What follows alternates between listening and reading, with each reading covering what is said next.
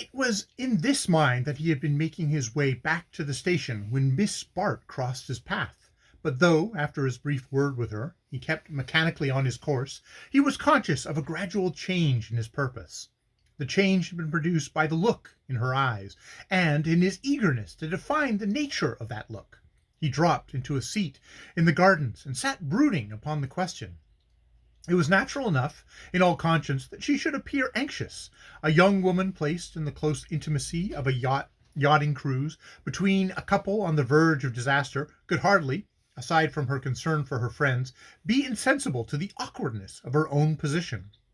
The worst of it was that, in interpreting Miss Bart's state of mind, so many alternative readings were possible, and one of these, in Selden's troubled mind, took the ugly form suggested by Mrs. Fisher. If the girl was she afraid for herself or for her friends? And to what degree was her dread of a catastrophe intensified by the sense of being fatally involved in it? The burden of offence lying manifestly with Mrs. Dorset, this conjecture seemed on the face of it gratuitously unkind. But Selden knew that in the most one-sided matrimonial quarrel there are generally countercharges to be brought, and that they are brought with a greater audacity where the original grievance is so emphatic.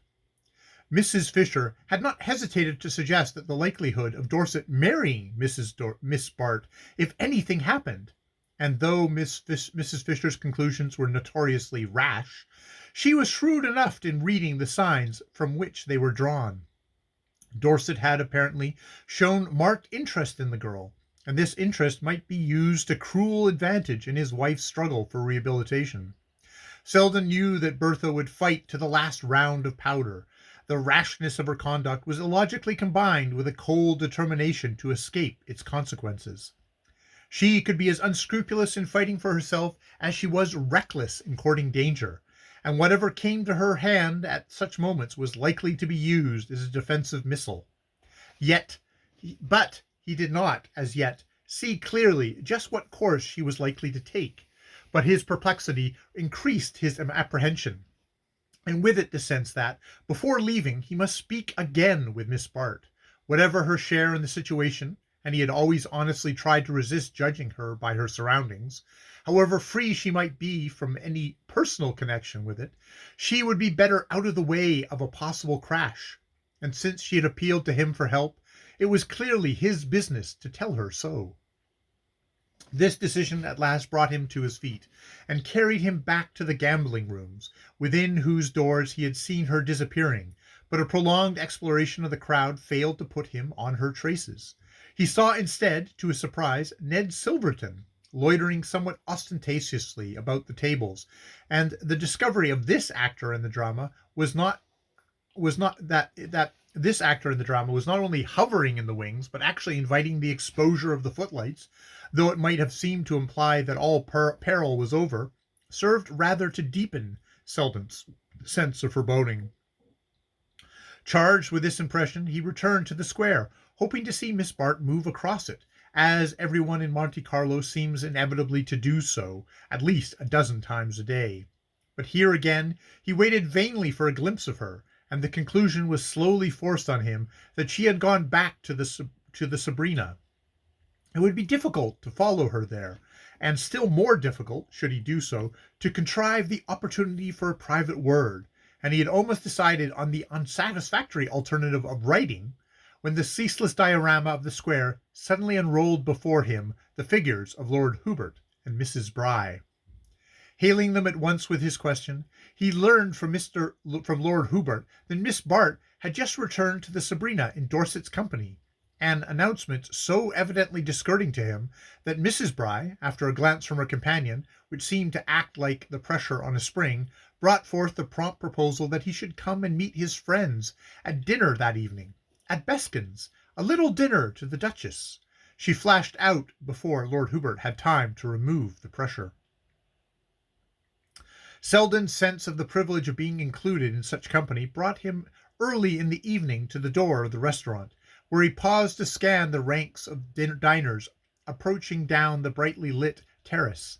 There, while the Brys hovered within over the last agitating alternatives of the menu, he kept watch for the guests from the Sabrina, who at length rose on the horizon in company with the Duchess, Lord and Lady Skadaw, and the Stepneys. From this group it was easy for him to detach Miss Bart on the pretext of a moment's glance into one of the brilliant shops along the terrace, and to say to her, while they lingered together in the white dazzle of a jeweller's window, "I stopped over to see you, to beg you to leave the yacht." The eyes she turned on him showed a quick gleam of her former fear. "To leave? What do you mean? What has happened?" "Nothing. But if anything should, why be in the way of it?" The glare from the jeweller's window, deepening the pallor of her face, gave to its delicate lines the sharpness of a tragic mask. "Nothing will, I'm sure. But while there's even a doubt left, how can you think I would leave Bertha?" The words rang out on a note of contempt. Was it possible of contempt for himself? Well, he was willing to risk its renewal to the extent of insisting, with an undeniable throb of added interest. "You have yourself to think of, you know." To which, with a strange fall of sadness in her voice, she answered, meeting his eyes, "If you knew how little difference that makes." "Oh, well, nothing will happen," he said, more for his own reassurance than her own. Nothing, of course," she valiantly assented, and as they turned to overtake their companions. In the thronged restaurant, taking their places about Mrs. Bry's illuminated board, their confidence seemed to gain support from the familiarity of their surroundings. Here were Dorset and his wife once more presenting their customary faces to the world, she engrossed in establishing her relation with an intensely new gown, he shrinking with dyspeptic dread from the multiplied solicitations of the menu. The mere fact that they thus showed themselves together, with the utmost openness the place afforded, seemed to declare beyond a doubt that their differences were composed. How this end had been attained was still a matter for wonder, but it was clear that, for the moment, Miss Bart rested confidently in the result, and Selden tried to achieve the same view by telling himself that her opportunities for observation had been ampler than his own. Meanwhile, as the dinner advanced through a labyrinthine of courses, in which it became clear that Mrs. Bry had occasionally broken away from Lord Hubert's restraining hand, Selden's general watchfulness began to lose itself in a particular study of Miss Bart. It was one of the days when she was so handsome that to be handsome was enough, and all the rest, her grace, her quickness, her social felicities, seemed the overflow of a bounteous nature. What especially struck him was the way in which she detached herself, by a hundred undefinable shades, from the persons who most abounded in her own style. It was in just such company, the fine flower and complete expression of the state she aspired to, that the differences came out with special poignancy, her grace cheapening the other women's smartness, as her finely discriminating silences made their chatter dull. The strain of the last hours had restored to her face the deeper eloquence which Selden had lately missed in it, and the bravery of her words to him still fluttered in her voice and eyes. Yes, she was matchless. It was the one word for her, and he could give his admiration the freer play because so little personal feeling remained in it. His real detachment from her had taken place not at the lurid moment of disenchantment, but now in the sober afterlight of discrimination, where he saw her definitely divided from him by the crudeness of a choice which seemed to deny the very difference he felt in her. It was before him again in its completeness, the choice in which she was content to rest, in the stupid costliness of the food and the showy dullness of the talk, in the freedom of the speech which never arrived at wit and the freedom of act which never made for romance.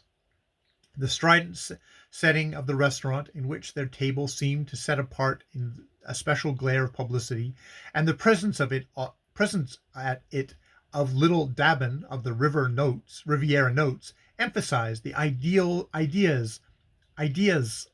of a world where conspicuousness passed for distinction, and the society column had become the roll of fame. It was as the immortalizer of such occasions that little Dabin, wedged in a modest watchfulness between two brilliant neighbors, suddenly became the center of Selden's scrutiny. How much did he know of what was going on, and how much, for his purpose, was still worth finding out? His little eyes were like tentacles thrown out to catch the floating imitations with which, to Selden, the air at moments seemed thick. Then again it cleared to its normal emptiness, and he could see nothing in it for the journalist but leisure to note the elegance of the ladies' gowns. Mrs. Dorset, in particular, challenged all the wealth of Mr. Dabbin's vocabulary. It had surprises and subtleties worthy of what he would have called the literary style. At first, as Selden had noticed it had been almost too preoccupying to its wearer, but now she was in full command of it, and was even producing her effects with unwonted freedom. Was she not, indeed, too free, too fluent, for perfect naturalness? And was not Dorset, to whom his glance had passed by natural transition, too jerkily wavering between the same extremes? Dorset, indeed, was always jerky, but it seemed to Selden that tonight each vibration swung him farther from his center. The dinner, meanwhile, was moving to its triumphant close, to the evident satisfaction of Mrs. Bry, who, throned in apoplectic majesty between Lord Skiddaw and Lord Hubert, seemed in spirit to be calling on Mrs. Fisher to witness her achievement. Short of Mrs. Fisher, her audience might have been called complete, for the restaurant was crowded with persons mainly gathered there for the purpose of spectatorship, and accurately posted as to the names and faces of the celebrities they had come to see. Mrs. Bry, conscious that all her feminine guests came under that heading, and that each one looked her part to admiration, shone on Lily with all the pent-up gratitude that Mrs. Fisher had failed to deserve. Selden, catching the glance, wondered what part of Miss Bart had played in organizing the entertainment. She did, at least, a great deal to adorn it, and as he watched the bright security with which she bore herself, he smiled to think that he should have fancied her in need of help. Never had she appeared more serenely mistress of the situation than when, at the moment of dispersal, detaching herself from the group about the table, she turned with a smile and a graceful slant of the shoulder to receive her cloak from Dorset.